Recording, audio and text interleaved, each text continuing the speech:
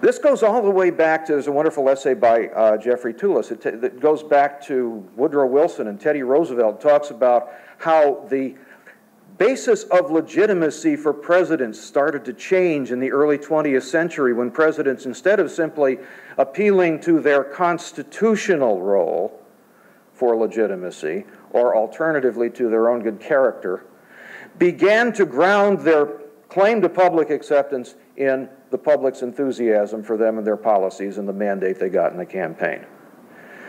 The idea of the permanent campaign really simply evolves from that. No president can completely escape it.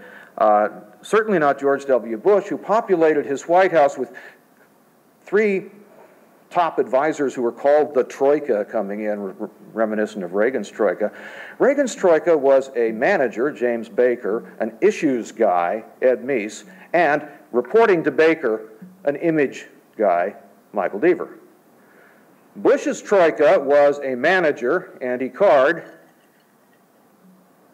a press person, press and communications, Karen Hughes, and a political strategist, Karl Rove.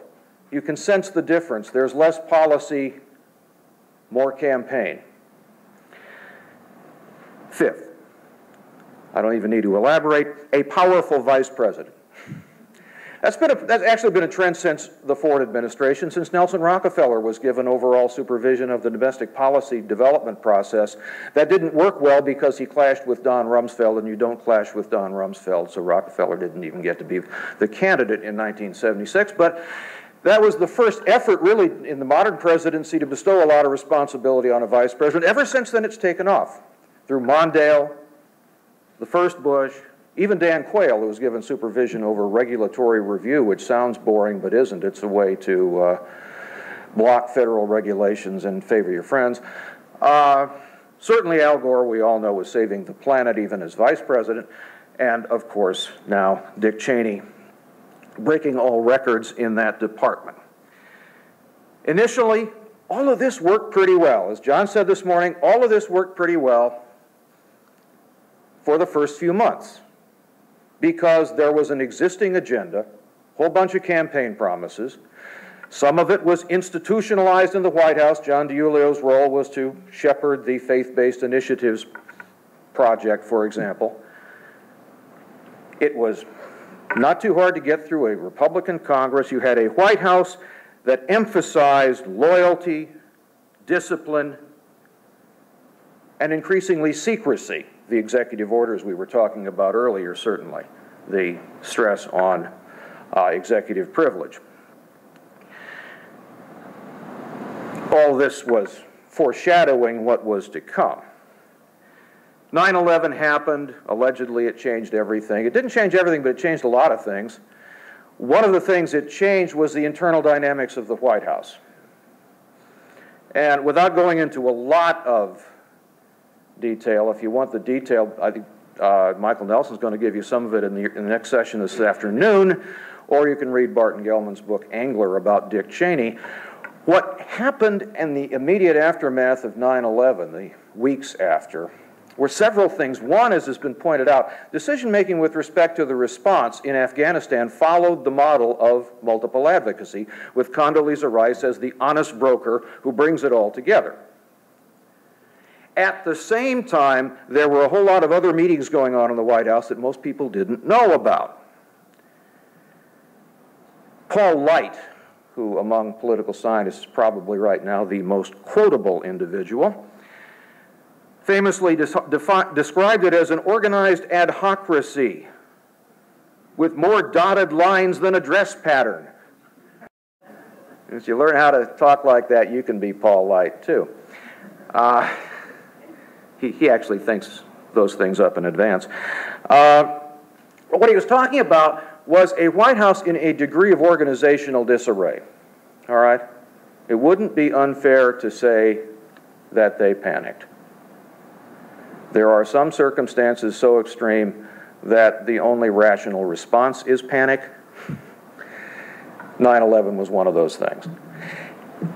It provided openings for an operator, for an extremely skilled bureaucratic operator, such as Dick Cheney, who had already planted allies around the administration in what turned out to be key points, such as the Office of Legal Counsel and the Department of Justice, where they were advising on things like the definition of terrorism and what you can do with captured suspects. In the White House counsel's office, David Addington, Cheney's top lawyer, was considered had the rank of assistant to the president, and was certainly a good deal more influential than in these areas than Alberto Gonzales and elsewhere.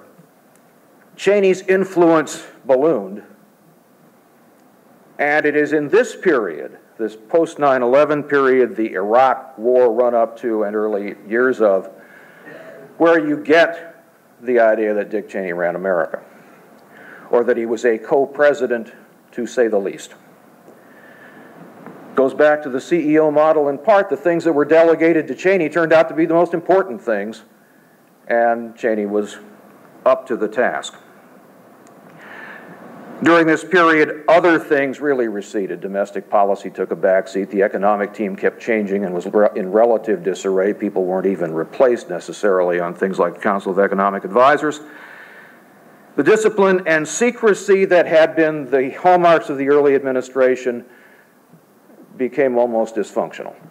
Got to the point where one could be severely critical of the commitment of the administration to openness and public scrutiny. Efforts by Congress, this is a story you've heard, were rebuffed to the extent the administration could. The election of 2004 is the final break point. At the beginning of 2005, George Bush, Dick Cheney was beginning to be, I think, less of a dominant player then. Michael can disagree with me on that, but I think over time you get Scooter Libby, you get no WMD. Dick Cheney just doesn't look as formidable. George W. Bush steps center stage, and here we have now the campaigning as governing, the going public presidency. He says, I have a lot of political capital. It's a pretty narrow victory, but nonetheless, I have a lot of, compared to his last one he did. I'm going to use it to get Social Security reform. This is part of Karl Rove's overall ownership society strategy. It wasn't a policy designed to save Social Security fiscally. It was a policy designed to get people to buy stocks, basically, so that they would become committed to the capitalist system the way Rove felt FDR got us committed to government. And he went on the road and he tried his very best to sell it. And every time he gave a speech, public approval of the program went down about a point.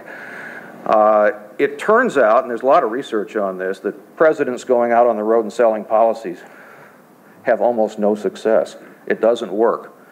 They do it, I suppose, because it isn't entirely clear what else you do.